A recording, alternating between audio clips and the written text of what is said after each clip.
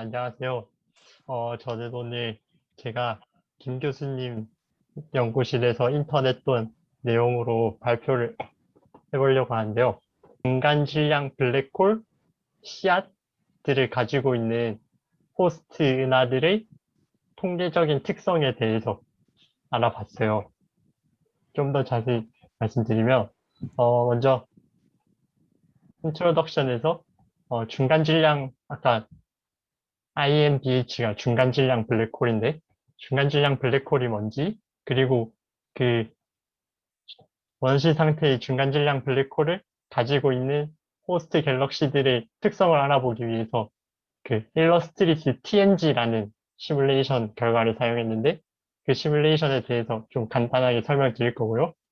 그러면 그 시뮬레이션 결과로 그런 호스트 갤럭시들을 어떻게 뽑아냈는지 그 기준들을 제시하고 그 뽑아낸 샘플들의 통계적인 특성이 어떤 것들이 있는지 한번 알아봤습니다. 그 알아낸 결과들이 실제 관측 연구에는 어떤 영향들을 줄 수 있을지 한번 토의를 해봤고요. 네, 요약과 결론은 제일 마지막에 말씀드리겠습니다. 네, 먼저 중간 질량 블랙홀에 대해 말씀드릴 텐데요. 이 사진은 여러분들 다 아시는 사진이겠죠? 그 이벤트 호라이즌 텔레스코프라고 그 사건의 지평선 망원경이란 망원경으로 M817의 그 은하의 중심에 있는 블랙홀을 찍은 결과예요. 근데 그 블랙홀 질량이 67억, 태양 질량이 67억 배라고 알려져 있거든요. 굉장히 커 보이죠? 네. 그래서 슈퍼매시브 블랙홀이라고 불러요. 초거대 질량 블랙홀. 이렇게 부르는데, 어, 그 천문학자들이 그 우주를 오랫동안 관측해보니까 엄청 좀 알아낸 사실이 있거든요. 그게 뭐냐면, 웬만큼 은하가 크면 그 중심부에 다 거대 질량 블랙홀들을 가지고 있어요. 네, 그 가지고 있다는 걸 다 관측으로 알아냈거든요. 얘도 관측해보니까 있고, 쟤도 있고, 쟤도 있네? 다 있는 거 아닌가? 이게 그런 사실 알아냈고, 그럼 이제 다음 질문이 생기죠. 걔들이 그걸 왜 가지고 있을까? 걔, 걔네들이 처음에 어떤 상태였길래 걔들이 다 저런 걸 가지고 있지? 그런 질문이 생길 거 아니에요? 그러니까 걔들 중심부에 있는 거대 질량 블랙홀의 초기 상태, 시드, 씨앗, 그 상태가 궁금했던 거죠. 그 거대 질량 블랙홀들의 씨앗을 설명하기 위한 시나리오들이 몇 가지 있는데요. 일단 블랙홀은 여러분도 알다시피 옆에 있는 것들 다 먹어치우잖아요. 계속 질량을 키워요. 그러면 지금 질량이 거대한 애들이 있으니까 그럼 쟤들 초기에는 엄청 질량이 작았겠지. 이렇게 단순하게 생각할 수 있는데 그럼 그 초기 질량이 얼마나 작았냐? 그 얼마나 작았냐에 따라 그걸 설명하는 시나리오들이 몇 가지가 있어요. 이 그림은 이 논문에서 가져온 그림인데 레드시프트는 약간 우주의 나이를 약간 대변하는 값이에요. 레드시프트가 크면 우주의 나이가 어릴 때고 0으로 가면 현재 우주 138억 년 우주의 나이까지 이렇게 시간이 이렇게 흐르고 있습니다. 그리고 가로축은 블랙홀의 질량을 나타낸 거예요. 그러니까 레드시프트가 클 때, 우주가 초기 상태일 때, 그러면 그런 거대 질량 블랙홀을 설명하기 위해서 그 시드들이 나타내는 시나리오들이 이렇게 몇 가지가 있는데, 첫 번째는 팝3 스텔라 시드라고 되어 있는데, 어, 초기에 엄청 작은 질량의 블랙홀에서 시작하는 거예요. 어느 정도 작냐면, 그냥 별 질량 정도의 블랙홀들, 뭐 수십 태양 질량, 이 정도 여기서 시작하지 않았을까? 그래도 우리는 시간이 엄청 많아요. 우리는 뭐 수십억 년 기다릴 수 있으니까 걔네들이 작은 데서 시작해도 걔가 점점 자기 크기를 키워가면서 요즘에 우리가 보고 있는 그런 거대질량 블랙홀을 만들 수 있어요. 근데 여기서 문제가 생기는데 이 네이처에서도 나왔던 엄청 중요한 발표인데 사람들이 어떤 걸 발견했냐면 엄청 어린 우주에서 레드시프트 7? 이 정도 7인데 7 정도 엄청 초기 우주에서 엄청 무거운 블랙홀을 발견. 10의 9승 정도 되니 이게 왜 중요한 발견이냐면, 어, 이런 너무 가벼운 질량의 씨앗들로는 이 나이 대 우주에서 이렇게 거대한 블랙홀을 만들 수가 없어요. 왜냐하면 그 블랙홀들이 밥을 먹는 속도에는 그 한계가 있거든요. 왜냐하면 어, 블랙홀이 밥을 먹으면서 질질 흘려요. 그래서 밥을 먹기만 하는 게 아니고 질질 흘리는데 이렇게 에너지를 그러니까 밥을 많이 먹을수록 많이 흘려요. 그래서 블랙홀이 질량을 흡수하면서 에너지를 이렇게 뿜어내거든요. 밥이 뿜어내는 게 많아질수록 밥을 못 먹는 거죠. 이렇게 입으로 넣으려고 하는데 얘가 밀어내고 있는 거 흘리면서. 그래서 이 밀어내는 것과 끌어당기는 거에 그 평형되는 그 한계가 있는데 그걸 에딩턴 리밋이라거든요. 그래서 블랙홀이 자기의 몸집을 밥을 얼마나 빨리 먹을 수 있느냐의 그 속도의 한계가 있어요. 그래서 너무 초기에 그 씨앗들이 너무 작으면 이 초기 우주의 이 무거운 블랙홀을 설명할 수가 없는 거예요. 그래서 사람들이 뭘 생각했냐면 좀 씨앗이 좀 더 무겁지 않았을까? 이런 생각을 하게 되는 거죠. 그 여기 다이렉트 컬랩스랑 뉴클리어 클러스터라는 게 있는데, 그러니까 뭐 다이렉트 컬랩스는 엄청 거대한 구름이 한 번에 이렇게 팍 뭉쳐져서 엄청 무거운, 이렇게 좀 더 무거운 씨앗들을 만드는. 그리고 이거는 그 은하 중간쯤에 성단들에서 또 이렇게 블랙홀들이 막 생기면서 별 질량, 항성 질량 블랙홀보다는 좀 더 무거운 씨앗들을 만드는데 그 씨앗들이 무게가 어느 정도 되냐면 뭐 몇만 정도, 몇십만, 백만보단 작은 씨앗들을 만들어내요. 그 씨앗들을 저희는 중간 질량 블랙홀 씨앗들이라고 부르거든요. 근데 그러면 이 시나리오들 중에 뭐가 맞냐? 이렇게 물어보면 뭐가 맞는지 어떻게 할 수 있을까? 이렇게 고민을 하다 보면 이 초기 우주에 만들어졌던 씨앗들이 현재 우주까지 이게 남아있는 게 있지 않을까? 그러니까 초기에 만들어졌던 이 중간 질량 블랙홀 시드들이 이 현재 우주에 얼마나 남아있는지, 얼마나 있는지 그걸 재면 이 몇 가지 시나리오들 중에서 뭐가 더 맞는지, 뭐가 더 말이 안 되는지 이걸 좀 제한을 할 수 있다. 학자들이 행복해져가지고, 아, 그러면 우리 근처 우주에서 그 중간 질량 블랙홀들 찾아보자. 이렇게 나왔죠. 그런데 이런 천문학자들의 행복한 생각을 가로막는 분이 계셨는데, 이게 매직구아라는 사람이 2017년에 천문학자들이 행복한 생각을 깨버렸죠. 어떻게 깼냐면, 너희들이 원시 상태의 그 중간 질량 씨앗들이 현재 우주까지 남아있을 때 그걸 보면 된다고 했잖아. 근데 너희들이 중간 질량 블랙홀 봤을 때 그게 원시 상태 그대로일 거라는 보장을 할 수 있냐? 그게 매직과가 던진 질문이었어요. 어떤 주장을 했냐면 그 초기 상태의 그 씨앗들이 현재 우주로 오면서 이렇게 피드백, 어, 자기 은하 내에서 자기 혼자서 막 진화를 하는 거예요. 그 옛날에서 지금까지 오면서 진화하면서 자기 질량이 변했을 수도 있고, 그리고 자기들끼리 이렇게 부딪히면서 그 원래 질량에서 변했을 수 있다는 거예요. 그러니까 초기에 그 씨앗들이 오염됐을 수도 있지 않냐. 그게 그 매직과의 질문이고 주장이었던 거거든요. 그래서 저도 약간 충격을 받았는데, 그러면 그 사람의 주장이 진짜일까? 아니면 그 사람이 건태클을 피할 수 있는 방법은 없을까? 그걸 한번 알아보고 싶었어요. 어, 그냥 관측으로 하기엔 굉장히 어렵거든요. 왜냐하면 관측으로 블랙홀의 성질을 알아내려면 엄청 어렵고, 그리고 가까이에 있는 블랙홀들만 잴 수 있고, 그리고 시- 흔히 알려져 있는 중간 질량 블랙홀이 잘 없어요. 찾기가 힘들거든요. 거대한 것들보다. 그래서 관측적으로 어려움이 많고, 대신 그런 매직코의 주장을 반박하려면 그 은하들의 성질 같은 걸 잘 알아야 될 텐데 되게 관측으로 한계가 많단 말이죠. 그래서 제가 사용하려고 했던 거는 시뮬레이션 결과예요. 그 중에서도 특히 일러스트리스 TNG라는 시뮬레이션이 있는데 이거는 우주론 시뮬레이션이라고 어 그냥 가상의 우주를 하나 만들어서 초기 조건을 딱 주고 그 어떻게 시간에 따라 변하는지 물리식을 주고 그냥 시간에 따라서 이렇게 시뮬레이션 하는 거예요. 그러면 그 시간에 따라서 우주에 있는 그 은하들도 다 주거든요. 어떤 은하들이 있는지, 그 은하들의 특성이 뭐가 있는지. 여기 보시면 첫 번째가 다크매터 이런 것 정보도 주고, 그 가스들의 성질도 주고, 별들, 뭐, 가스들이 어느 속도로 움직이고 있는지, 그냥 엄청 많은 정보를 줘요. 약간 이게 제가 이걸 다루면서 어떤 생각이 들었냐면, 살짝, 그러니까 우주의 시간에 따라서 그 우주가 어떤 상태에 있는지 다 알아낼 수 있다는 거죠. 그래서 약간 미래의 관측 천문학자가 된 느낌? 아니면 약간 외계의 천문학자가 된 느낌? 약간 2300년대 관측 천문학자면 우주에 어디 있는 뭐 은하들의 성질도 다 알아낼 수 있을 거 아니에요.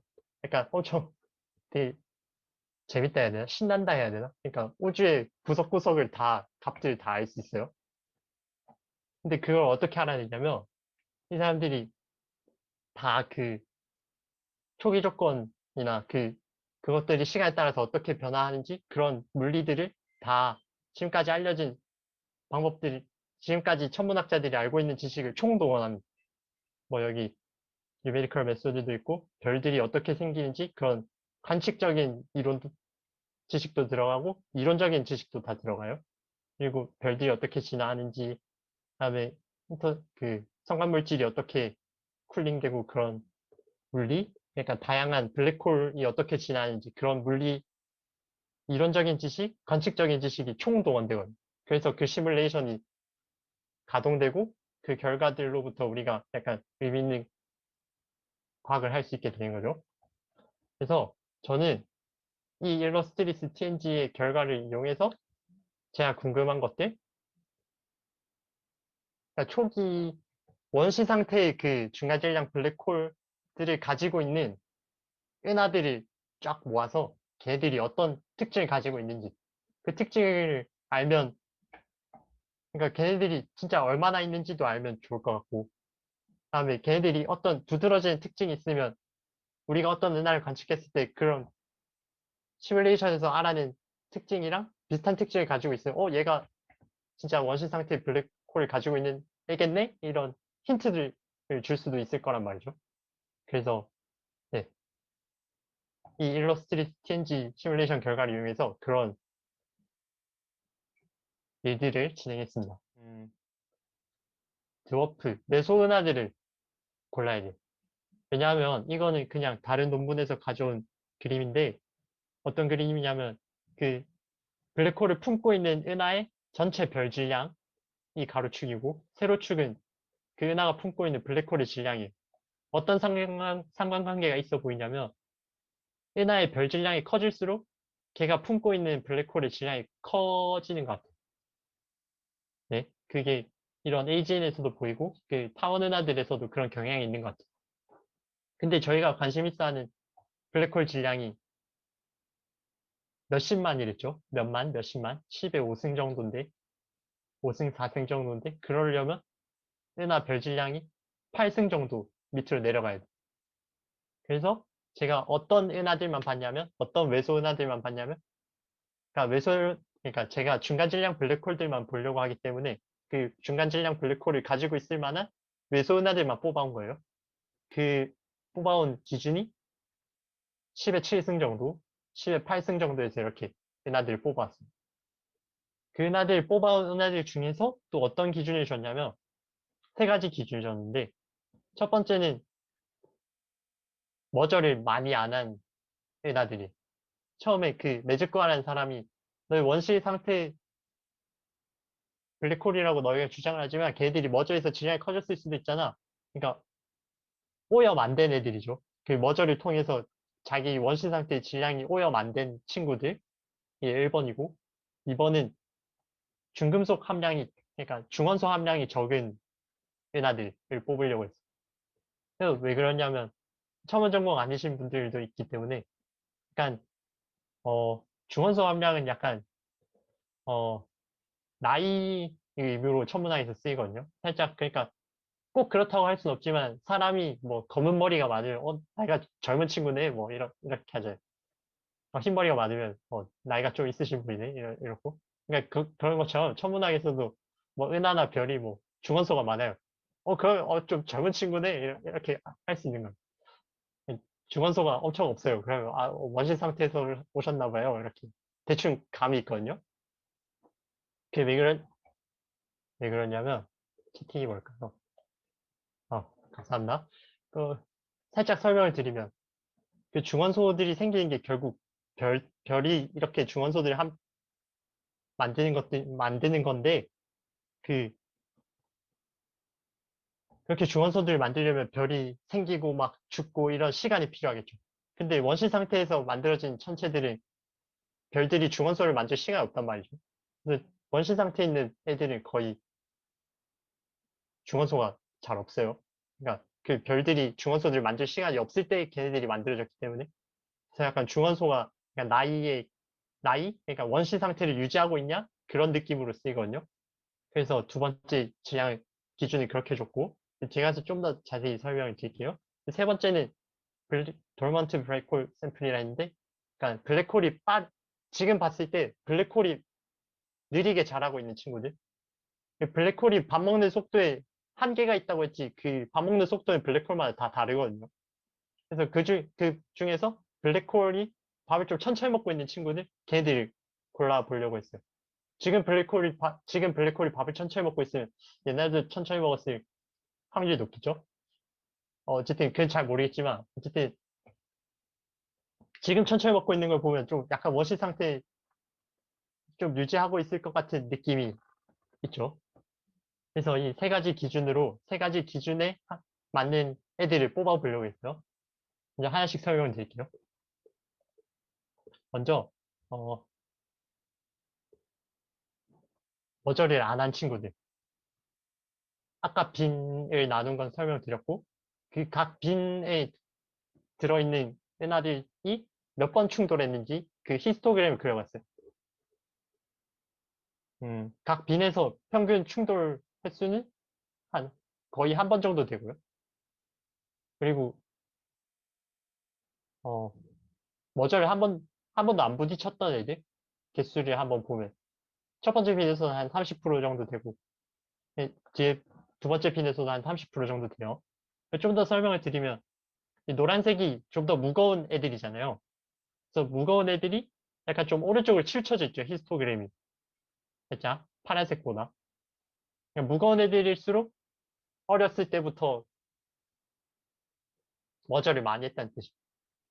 그러니까 머저를 통해서 은하 질량이 커지니까 지금 은하 질량이 큰 놈들은 머저를 많이 했다. 이런 경향성이 있다는 거죠. 네. 그리고 두 번째는 메탈이 적은 친구들 찾아보려고 했어요.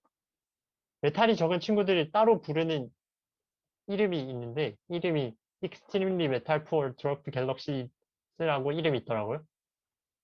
그것의 정의를 필호라는 이 논문에서는 태양의 메탈의 10%보다 작은 은하들, 걔네들 XMP라고 정의를 했어요. 근데 이 필호라는 사람이 어떤 걸 알아야 되냐면 이런 XMP들은 최근에 머저를 했거나 뭐 인터랙션을 했던 시그니처가 잘 안 보인대요.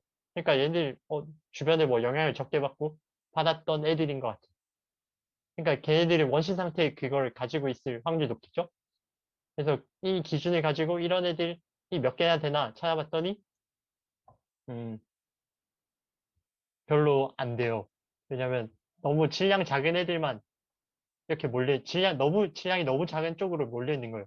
그러니까 메탈이 적은 애들이. 그래서 아까 빈 컷, 아까 3 곱하기 10의 7승이랑 아까 질량 컷 나눴던 두 개인데 이 파란색이 그 첫 번째 빈에만 좀 들어가.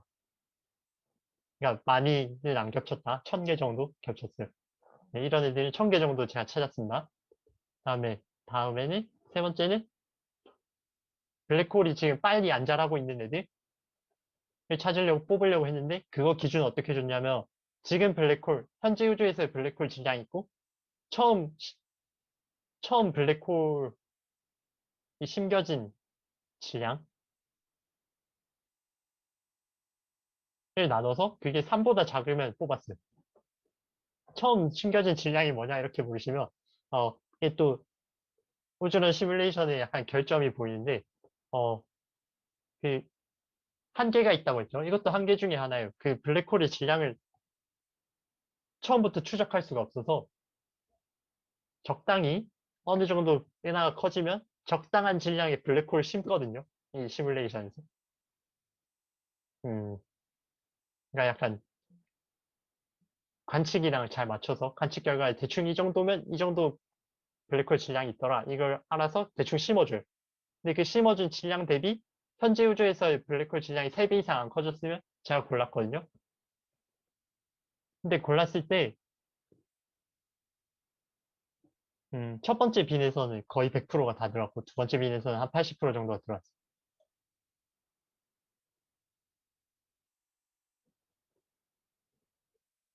이 그림은 지금 보니까 약간 관련이 없나? 어, 봤는데 그 은하들이 한 번도 안 부딪혀 본 애들, 그리고 좀 부딪혀 본 애들로 나눴을 때, 그 블랙홀이, 제가 나눈 블랙홀이 얼마나 커졌는지 그 비율을 히스토그램을 그렸는데, 머저를 했던 애들의 히스토그램이 오른쪽으로 치우쳐져 있어요.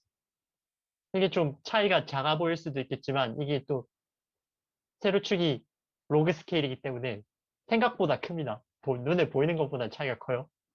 그러니까 어떤 뜻이냐면 메이저 머저를 했던 애들은 블랙홀이 빨리 커졌다는 거죠. 그러니까 처음에 나왔던 그 네즈코어가 주장했던 것처럼 머저를 하면 블랙홀이 이렇게 막 머저하고 합쳐지기도 하고 주변 가스들이 막 흔들기도 하면서 블랙홀이 점점 더 빨리 커지는 것처럼 보여요. 그러니까 머저를 많이 할수록 블랙홀이 빨리 커지는 것처럼 보입니다. 네. 이렇게 세 가지 기준을 에 맞는 애들이 잘 찾았고요. 그래서 이제 이거 뭐 겹치는 게 있나 뭐 이렇게 찾아봤어요. 첫 번째 아까 머절 안 한 애들 찾아봤고 메탈이 적은 애들 찾아봤고 블랙홀이 빨리 안 자란 애들 찾아봤었는데 어 그래서 중요한 거는 세 개 다 겹치는 걸 찾아봤을 때 한 200개 정도가 겹쳤다는 거예요. 중요한 건 아니고 그냥 겹쳤고 그다음에 이 머저 안 한 애랑 블랙홀이 천천히 자란 애가 한 10,000개 정도 겹쳤고요. 그다음에 얘들이 한 500개? 네. 그러니까 좀 겹쳐진 것도 있었고 셋 다 겹친 거는 200개였다. 네, 이게 키포인트입니다. 그래서 이제 이런 호스트 갤럭시 후보들을 다 찾았고 이제 이 후보들이 어떤 특성을 가지고 있는지 알아봤어요. 먼저 어떤 특성을 알아봤냐면 걔네들이 환경이 어떤 환경에 놓여 있는지 먼저 알아봤어요. 음,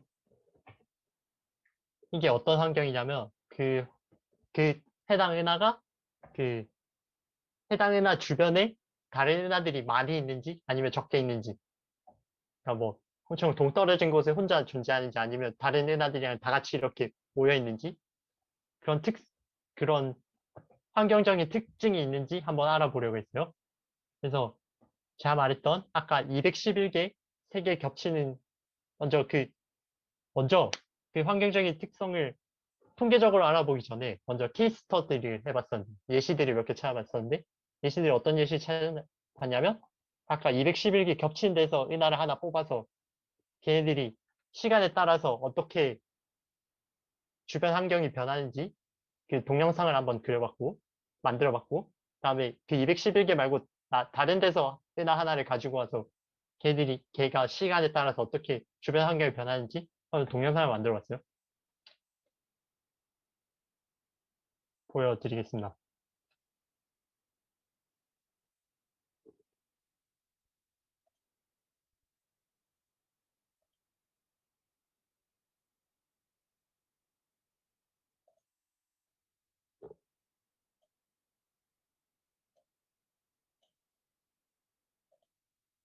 얘는 어떤 애냐면 그 211개에 안 들어가는 애, 동영상이 보이시나요? 네. 그 211개에 안 들어가는 애, 그러니까 원시 상태를 좀 보존을 못하고 있는 애 같아요. 개의 특징을 한번 보여드릴게요. 동영상을 한번 보여드릴게요.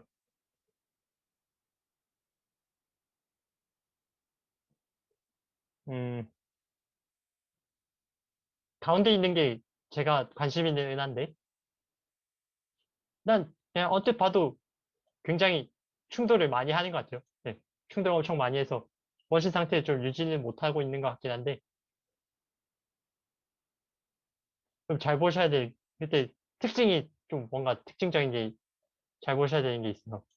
처음에는 얘가 엄청 주변 은하들이 많은 곳에 있죠. 그러니까 옆에 주변 은하들이 많이 있어요. 그래서 충돌도 많이 했겠죠. 그래서 처음에는 엄청 덴스한 영역이 있었는데, 나중에 충돌 다 하고, 할 거 다 하고 보니까,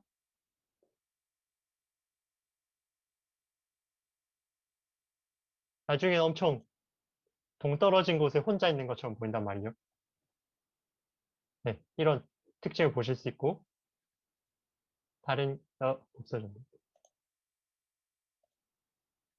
그리고 원시 상태를 그대로 유지하고 있는 것처럼 보이는 211개 중에 하나를 뽑아서 동영상을 그려봤어요. 아까는 걔는 충돌을 엄청 많이 했었는데, 얘는 충돌을 거의 안 해.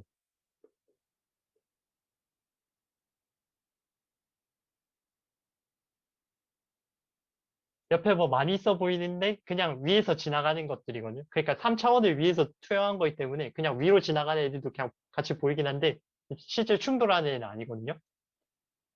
근데 여기서 또 특징적인 게 볼 수 있는 게, 얘는 충돌을 안 했잖아요. 얘가 생겨난 이후에 충돌을 거의 안 했는데, 나중에 보니까, 아,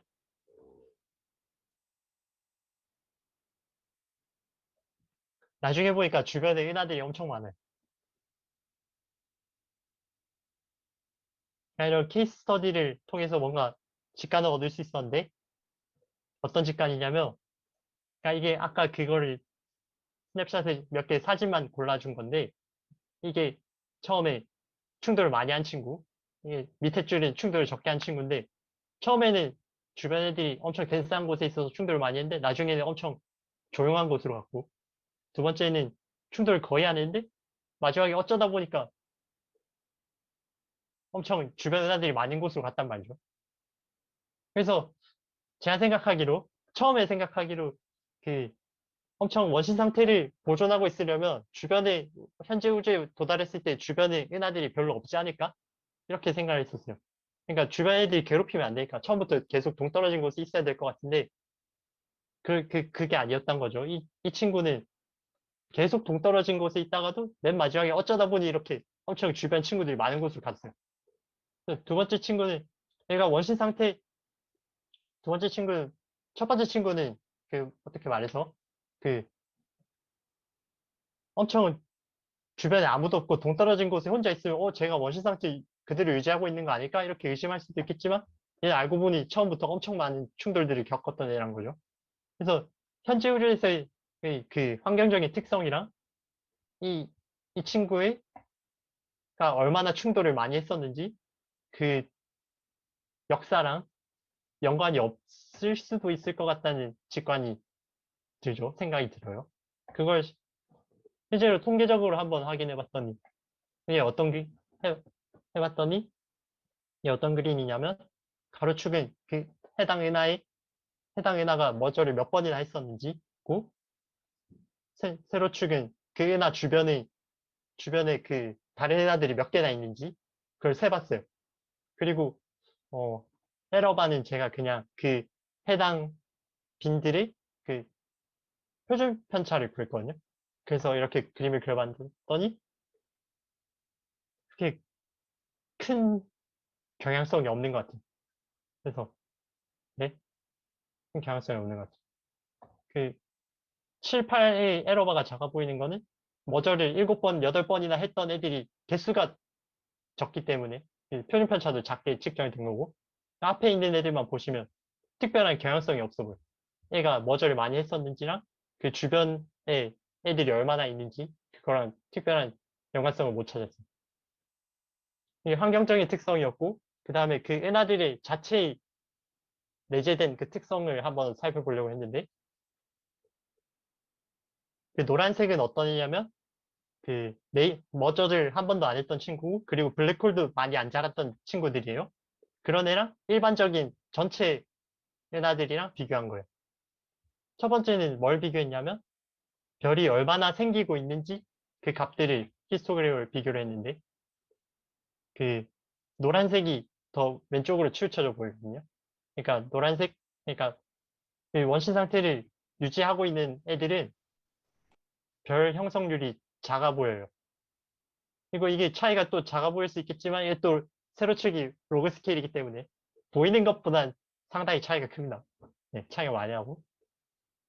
그리고 가운데 거는 어떤 걸 비교했냐면 그 은하의 가스 함량, 가스가 얼마나 비율이 높은지 그걸 비교했더니 또 그 원시 상태를 유지하고 있는 친구들은 가스 함량이 작은 것 같아요.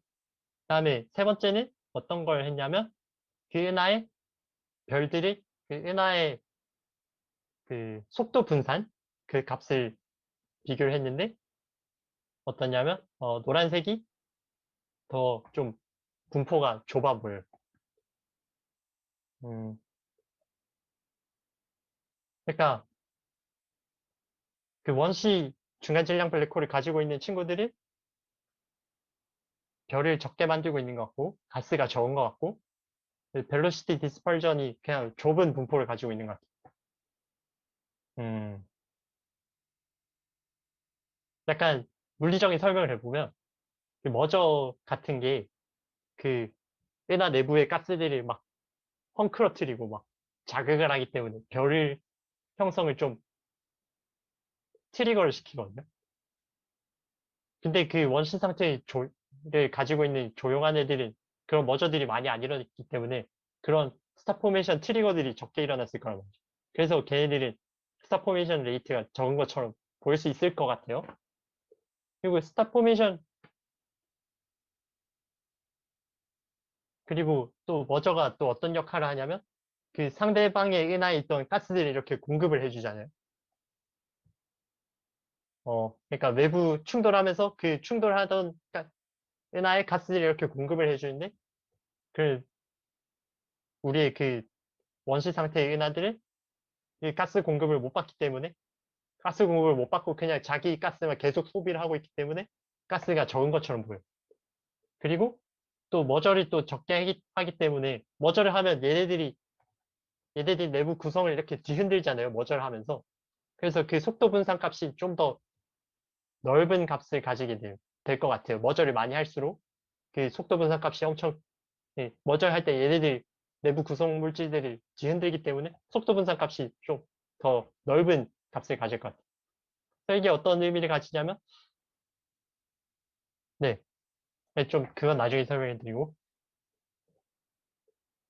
네, 이런 좀 특징들이 내재적인 특징들이 있습니다.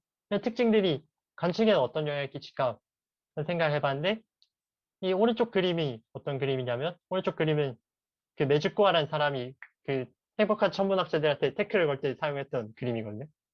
파쿠리는 밀레니엄 시뮬레이션 결과예요. 이거는 제가 썼던 건 일러스트리스 TNG 결과고 밀레니엄이라는 다른 우주론 시뮬레이션 결과가 있는데 그걸 가지고 파쿠리라는 사람이 어떤 그림을 그렸냐면 충돌 횟수 between G0과 G0을 0으로 뒀을 때 그러니까 현재 우주고 G가 지금 오른쪽으로 멀어지고 있거든요. 그러니까 그때 옛날 어떤 시점부터 지금까지 얘네들이 평균적으로 몇 번 충돌했는지 개수를 센 그래프예요. 그러니까 이 색깔 다른 게 다 다른 질량의 은하들이 나타내거든요. 그러니까 각 질량의 은하들이 특정 시점부터 지금까지 충돌 몇 번 했는지, 평균적으로 몇 번 했는지 그걸 나타낸 그래프예요. 그리고 이건 밀레니엄 시뮬레이션 결과고, 이건 왼쪽 건 제가 비슷한 그림을 그린 거거든요. 어, 근데 매주과가 어떤 주장을 했냐면, 어, 저희 결과랑 비슷한 그 외소 은하들이 여기서 사이안색 곡선에 해당되는데, 제가 처음에 시작할 때 말씀드린 게 음, 말씀을 안 드렸고요. 그, Z는 8부터 지금까지 몇 번 충돌했냐, 애들이 평균적으로. 봤더니, 어, Z는 8일 때, 약간 한 2, 3 정도? 그러니까 매직과가 어떤 주장을 했냐면, 너희들이 아무리 간직해봤자, 걔네들은 평균적으로 태어나서부터 지금까지 평균적으로 두세 번 정도 충돌을 했던 친구들이야. 이렇게 주장을 했단 말이죠. 근데 제가 그린 그림은 이렇게 얘네들이 약간 단조 증가함수인데 전 약간 수렴하고 있거든요. 얘네들이 두세 번 평균적으로 두세 번 부딪힌다는데 저는 약간 해봤자 한 번? 평균 한 번 정도 부딪히는 것 같아요. 이게 왜 차이가 생기냐면, 어, 매직과 이 밀레니엄 시뮬레이션 결과는 다크매터로 머저 히스토리를 그렸던 거예요. 그러니까 다크매터 기준으로 충돌 횟수를 셌어요. 제 거는 바리온 물질을 기준으로 충돌 횟수를 셌거든요. 그래서 이걸 보시면 초기 우주의 나이가 많아질 때도 얘는 계속 증가를 하잖아요. 이게 어떤 거냐면 초기 우주에 엄청 작은 다크매터 클럼프들이 이렇게 부딪히는 것도 애들이 다 센 거예요. 이 오른쪽 그래프는. 그런 엄청,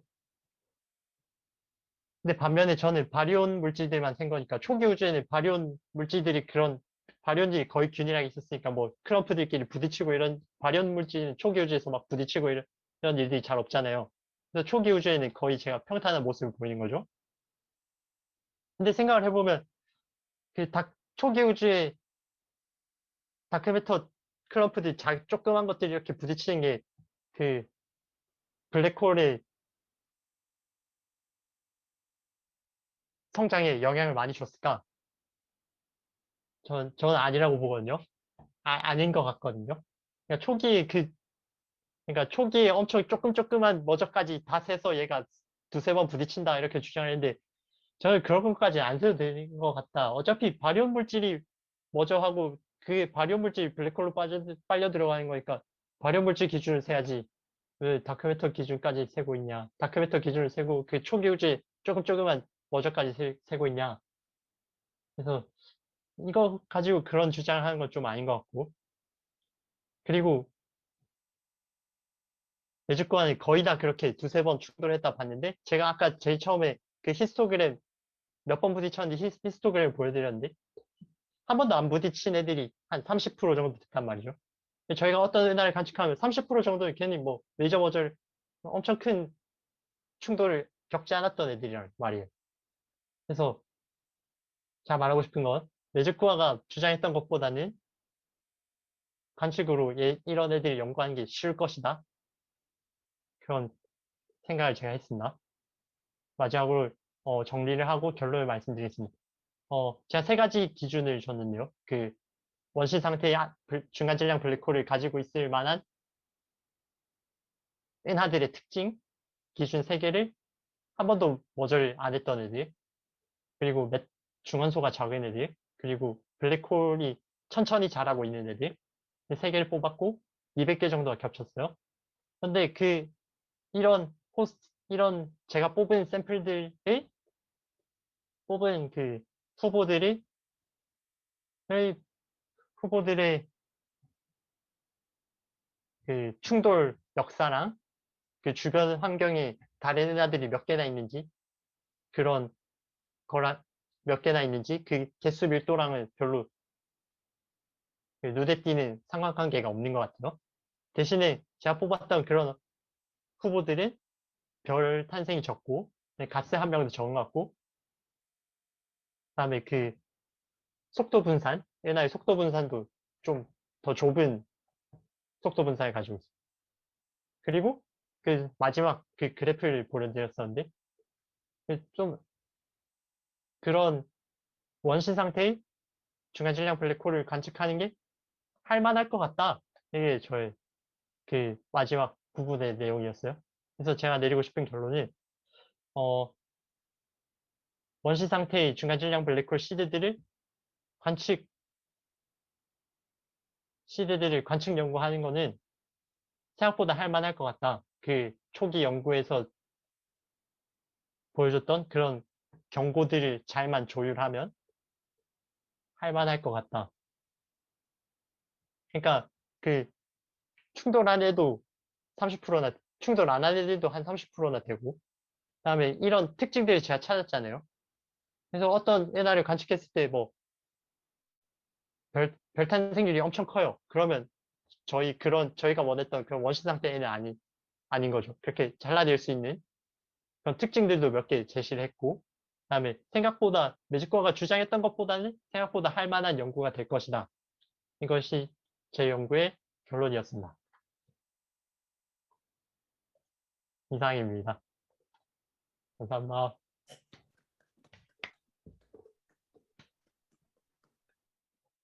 비니가 원래 몇 개에서 시작했다고 했나요? 라고 질문했었는데,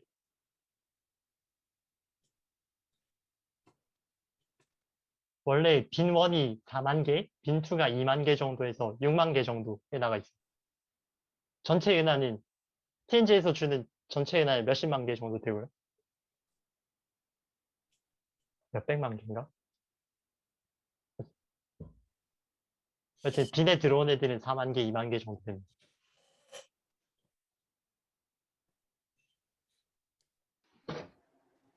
저도 질문이 있는데, 예, 어, 충돌을 어떻게 정의를 하고 뭐 돌리셨나요? 그러니까 무게중심 두 개가 뭐 일정 거리 이상 가까워지면 충돌이라고 하자. 그러고 카운트를 하시는 건가요? 음,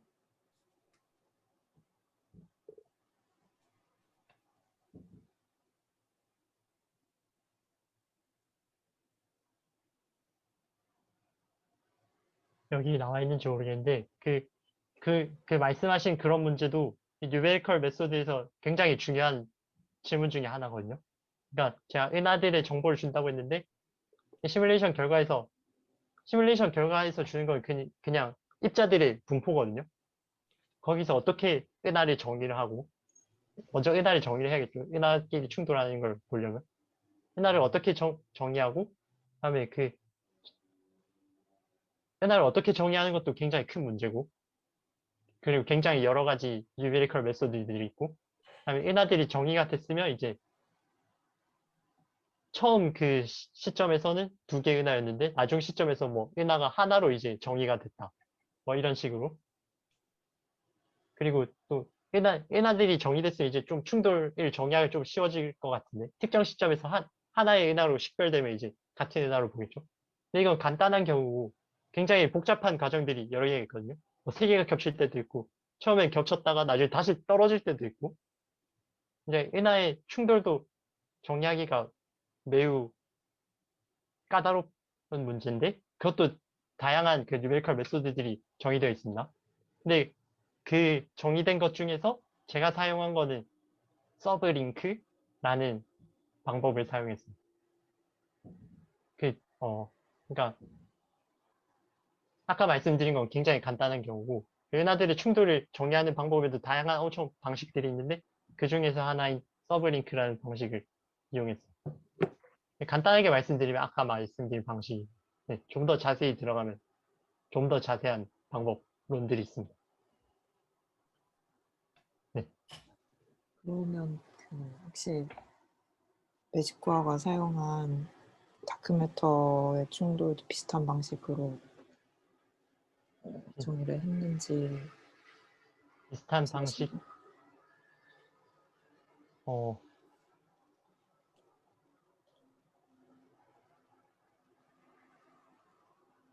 일단 다크매터를 이용한 거라는 걸 확인을 했는데, 구체적으로 어떤 방식을 이용했는지는 일단 논문을 좀 봐야 될 것 같고요. 그리고 다양한 방식들이 있다고 해도 또 그것들이 좀 상용되는 방식들이기 때문에 그 학자들이 약간 다 동의를 하고 있습니다. 비슷한 결과들이 나오더라. 이런 걸 다 누가 조사해 놓은 것도 있고, 그래서 그 방식에서 그 충돌 정의 방식 때문에 큰 차이가 생길 것 같진 않습니다. 약간 마이너한 차이는 생길 수도 있는데, 네. 주장에 크게 영향을 미칠 것 같지는 않아요. 다크메터만 본 거는 좀 큰 영향을 미친 것 같고, 이 곡선 개형만 봐도. 네, 네, 감사합니다. 뭔가. 저도 질문 하나 있는데요. 네. 아까 와니가 질문한 거랑 좀 비슷한 거일 수 있는데 저는 다크매터에 대해서 잘 몰라서 그러는데 혹시 그 블랙홀은 다크매터와 상호작용을 안 하나요? 순수히 바리온만 먹는 건가요? 완이라든지 첨언해 주실 수 있으면 좋을 것 같은데, 제가 생각하기로는, 어, 뭐, 다크매터가 의 성질에 대해서 알려진 게 많이 없는데, 그 중에 성질 중에 하나가 오직 중력으로만 상호작용한다. 이게 알려진 사실이에요. 근데 블랙홀이 물질들을 빨아먹는 건 중력으로 빨아먹는단 말이죠. 그래서 다크매터도 빨아먹힐 것 같긴 한데, 빨아먹힐 것 같긴 한데, 그러니까 그래서 블랙홀이 주변 다크매터들을 빨아먹는 거는 주변 다크매터들의 분포가 중요한 역할을 하겠죠. 근데 머저를 한다고 해서 그 분포가 크게 안 바뀌는 거예요. 자기들끼리 상호작용을 안 하거든요. 아까 블랙 클러스터처럼 그냥 자기들끼리 영향을 안 주고 그냥 쓱 지나가 버린단 말이죠. 그래서 다크매터를 먹긴 먹는데 머저 때문에 그 다크매터 분포가 크게 영향을 받지는 않을 것 같아요. 그래서 블랙홀, 그러니까 다크매터의 그 변화에 의해서 블랙홀이 다크매터를 먹는 게 많이 바뀔 것 같지 않아요. 네. 혹시 더 첨언을 해주실 수 있으면 다른 분들. 네. 이제 뭐 네. 갤럭시를 보면은 사실 우리가 보고 있는 베리온 영역은 전체 갤럭시에서 되게 작은 중심 부분이란 말이에요. 실제로는 헤일로에 아주 크게 다크매터들이 분포가 있고 지금 생각으로는 꽤 균질하게 바리온보다는, 그리고 그 중심에 바리온들이 뭐 여러 가지 진화에서 형성된 뭐 별도 있을 거고 성단이 있을 거고 이런 것들이 있는데, 이제 조금 전 총알연하다는 예시를 보면은 다크매터끼리는 충돌을 해도 그냥 슥 지나가죠. 네. 블랙홀이 얘를 먹으려면은 얘가 뭐 중심으로 떨어지든지 뭐 어떻게든 해가지고 블랙홀 가까이 가서 블랙홀이 다크매터를 잡아먹어야 되는데, 지금 이런 총알연하단 같은 거를 보면은 다크매터는 그런 분포의 변화 없이 그냥 슥 지나가게 되고, 반대로 베리온 같은 경우는 베리온을 기준으로 충돌을 재면은 이 베리온들의 분포가 바뀌면서 중심으로 확실히 떨어지게 되니까 블랙홀 진화에 더 큰 영향을 미친다라고 저는 이렇게 설명할 수 있을 것 같아요. 저도 동의합니다. 저도 조금 첨언을 하자면, 일단 블랙홀이 있는 데가 은하의 중심이기 때문에 거기는 별들의 밀도, 별이랑 가스 밀도가 엄청 높아요. 그래서 다크매터는 조금 균질하진 않더라도 좀 스무스하게 이렇게 분포돼 있는데, 지금 NFW 프로파일을 보여주시고 계신데, 별들 바리온 밀도는 그보다 상대적으로 엄청 높아요. 그래서 이런 중심부를 볼 때는 다크매터보다는 바리온 중심으로 많이 보게 되는 것 같아요. 그러면 답이 된 것 같습니다. 감사합니다. 그냥 이거 설명을 좀 드리면, 이게 NFW 프로파일이 약간 다크매터가 어떻게 분포돼 있을지 약간 이론적으로 그 분포를 계산한 식인데, 좀 그래도 약간 바리온보다는 좀 균일하게 퍼져 있단 말이에요, 다크매터가. 그래서 저희 수업 시간에도 과제로 계산 이런 걸 해보면, 뭐 태양계 안에서 뭐 다크매터 질량이 얼마나 되냐, 엄청 작게 나오거든요. 그냥 훨씬 바리온이 훨씬 많게 그러니까 작은 스케일로 가면 다크매터의 영향력이 엄청 작단 말이에요. 큰 스케일로 이제 은하 스케일로 가면 다크매터의 영향이 커지고, 근데 저희가 봐야 될 건 이제 블랙홀 주변에 엄청 작은 블랙홀이 밥을 먹고 있는 그 강착 원반이란 작은 스케일의 그 원반이란 말이죠. 거기서의 다크매터의 영향은 엄청 작을 것 같습니다. 네. 네, 그런 작은 스케일에서의 다크매터의 영향력은 바리온보다는 작을 것 같다. 예, 그런 생각입니다.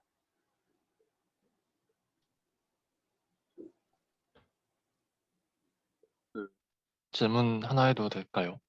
네, 그러면은 그 블랙홀의 표면적이랑 다크매터랑 상호작용을 하는 정도가 다크매터 영향을 받는 정도가 비례할 것 같은데 그러니까 뭔가 그런 관계식 같은 것이 있는지 궁금해요.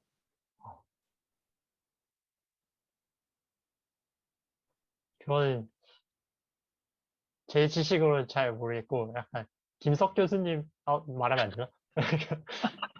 근데 그쪽으로 좀 가야 되지 않을까요? 뭐 그러니까 뭐, 아하. 블랙홀 뭐, 표면 뭐, 이제, 뭐, 홀로그램? 뭐, 이런 연구, 블랙홀 표면에 대한 연구를 하시나요? 블랙홀 연력학? 그쪽으로 좀 봐야 되지 않을까요? 그쪽은 잘 지식이 짧아서 답변을 좀 드리기가 힘들 것 같습니다. 네, 감사합니다. 네, 감사합니다.